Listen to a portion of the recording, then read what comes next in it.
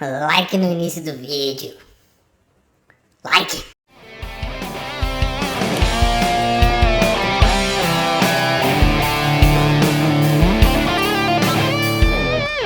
E aí galera, aqui é o Jorge Nascimento do Descobrindo América. Em final de semestre, correria total, não tem tempo para nada a não ser fazer trabalho e estudar para a prova. E enfim, voltei aqui para fazer mais um respondendo aos inscritos, que tem um tempão que eu não faço, tem perguntas aqui antigas. Então se esse vídeo ficar grande, você perceber um corte bem no meio do vídeo, é porque vou dividir entre 14 e 15, só para não ficar muito grande, tá bom? Eu estou acompanhando ali o tempo ali no monitor dessa câmera ali, no retorno. E vamos que vamos, vamos lá. Bom, o primeiro é o Justo Santana. O Justo Santana perguntava entre a diferença da USF e a UCLA lá na Califórnia, Universidade de Peso, né? Os cursos de extensão da UCLA, a diferença no estilo de vida daqui e de lá. O que a gente decidiu depois de conversar? Vamos fazer um hangout ao vivo comigo, com o Flávio do Brazilian Face. O Cristiano, não sei se vai conseguir participar. O Justo Santana, que veio aqui nos Estados Unidos pesquisar sobre isso, então ele tem a notícia direto da fonte. E o Felipe Norton, que também pesquisou e também está indo lá para aquele lado da Califórnia.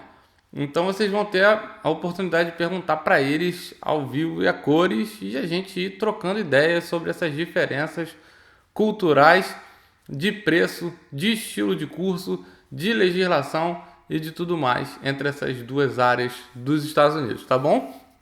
Então fiquem ligados aí, que eu vou avisar no Snapchat em algum lugar quando vai ter esse hangout com o Justo Santana, beleza? Então não vou nem falar sobre isso agora. Já fiquem sabendo que vai ter esse hangout aí.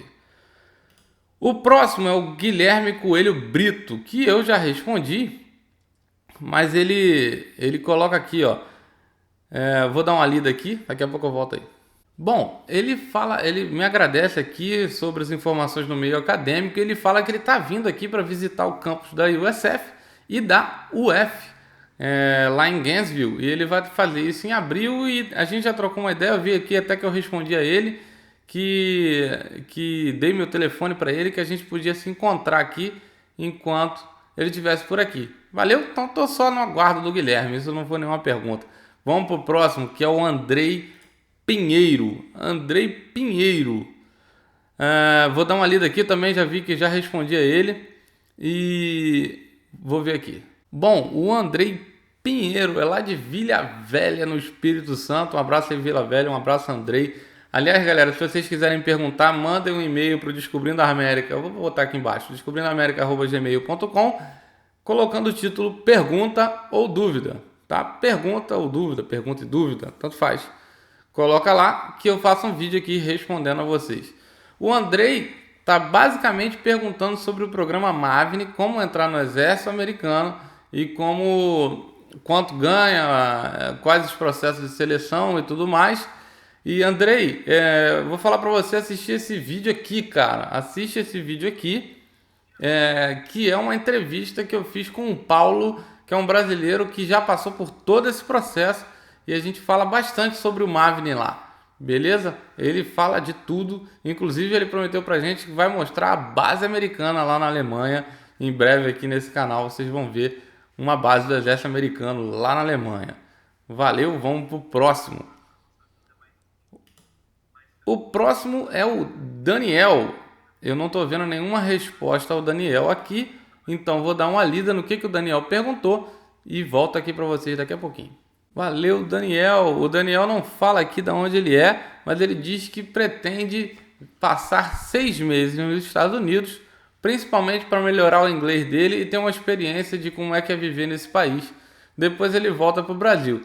Ele diz que já veio aqui em Tampa e que ele gostou bastante de Tampa quando ele visitou a cidade e os arredores, e perguntou se aqui em Tampa ele conseguiria falar mais inglês do que em Orlando. Eu acho que em ambas as cidades você pode falar mais inglês se você quiser, depende muito do seu convívio, né, da sua estrutura. Ele pergunta se em Tampa tem muito latino e muito brasileiro como em Orlando. Sim, tem muito latino, tem muito brasileiro, como em Orlando, mas a característica que eu já falei em outros vídeos é que esse pessoal tá todo espalhado, tá bem espalhado. Tampa Bay é uma área grande, é uma área bem grande, né? É bem maior do que Orlando, então eles estão muito espalhados e é difícil você encontrar eles no dia a dia, a não ser que você trabalhe no mesmo lugar ou estude no mesmo lugar. É bem difícil você encontrar o pessoal no dia a dia e você acaba falando mais o inglês do que o português. E aqui tem uma característica também: os hispanos que trabalham em clínicas, em banco e tudo mais, normalmente eles falam com você em inglês para depois perguntar se você quer falar português ou espanhol. Enfim, não é muito que direto isso não, tá? Então, depende da sua característica, do seu approach. Se você quiser algo realmente mais americanizado, teria que ir lá pro meião, lá para Virgínia, lá para aqueles lados lá mais tradicionais, né? Beleza? Um abração. Eu acho que dá, sim. Dá para, tanto em Orlando quanto em Tampa, dá para você viver falando mais inglês do que o português ou o espanhol. Em Orlando vai ser mais fácil você encontrar pessoas falando português e espanhol na rua com mais naturalidade. Aqui em Tampa vai ser mais difícil você encontrar isso, tá? Um abraço. O próximo é o Bonquipane, Fred Bonquipane, que tá sempre aí. Vou dar uma lida no que ele quer aqui. Fala, galera, o Fred Bonquipane estava perguntando sobre uma empresa que um dos nossos inscritos aqui abriu. Infelizmente eu perdi contato com esse inscrito, Fred. Eu já falei isso com ele no e-mail. É o Paulo. Paulo, se você estiver vendo a gente aqui, o Fred queria trabalhar ou usar o serviço da logística. Tem um amigo que abriu uma empresa de logística aqui e, enfim, ele queria informações sobre isso. Infelizmente eu não tenho, eu perdi o contato. O inscrito também se chama Paulo. Mas enfim, não sei o que está acontecendo. Beleza? O Iago é o próximo, Iago Farias. Fala, Iago, um abraço para você e para a família, cara. Vou dar uma lida no teu e-mail. Fala, Iago. O Iago é de Marabá, no Pará. Um abração aí, Iago. Um abração para você e para a família. Um abraço para Marabá, no Pará, lá no norte do nosso país aí, né? A galera confunde, acha que o Pará é nordeste, o Pará é norte do nosso país. Um abração, Iago. Ele fala aqui o seguinte, que ele acabou o segundo grau recentemente, ele tem 19 anos e ele tem a cara e a coragem para vir para os Estados Unidos. Ele queria vir para cá tentar uma vida melhor e queria vir como estudante para arrumar um emprego ou alguma coisa parecida, né? E aí ele pergunta se é fácil arrumar um emprego aqui na Flórida. Iago, tem algumas coisas, eu já respondi para ele aqui no e-mail. Tem algumas coisas aqui que são difíceis. O dia a dia, a adaptação, enfim, o levantamento dessa grana, a incerteza de um futuro, a incerteza da documentação.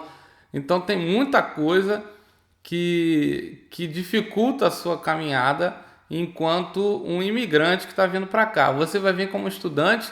O estudante tem uma vida mais difícil do que os outros imigrantes. Eu não falo isso porque eu sou estudante ou me vitimizando. Não é isso. Só estou colocando fatos, tá? O estudante tem uma vida mais difícil. Por quê? Porque ele é considerado full-time student. Então, como full-time student, ele fica com os horários todo quebrado e fica quase que com o dia todo comprometido com a universidade ou com a instituição que ele está atrelado. Logicamente que os cursos de inglês, esse tempo de contato com a escola, com a instituição é menor, mas mesmo assim te atrapalha em algumas coisas. E você tem aquele compromisso de que tem que estar lá, tem que cumprir aquilo que você disse que ia cumprir como um full-time student, e você gasta dinheiro com isso. Não é barato, né? Em nenhum dos dois casos, né?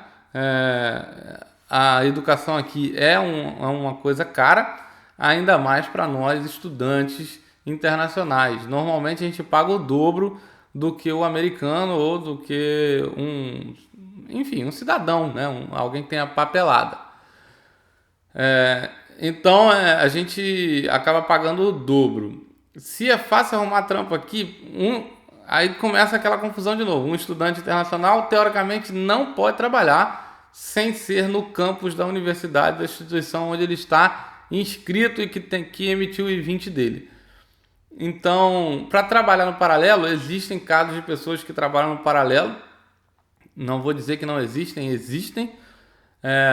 Na universidade é mais difícil por conta do tempo mesmo. Então, aqui eu desconheço algum aluno que trabalhe fora em algum esquema de trabalho, como vou dizer,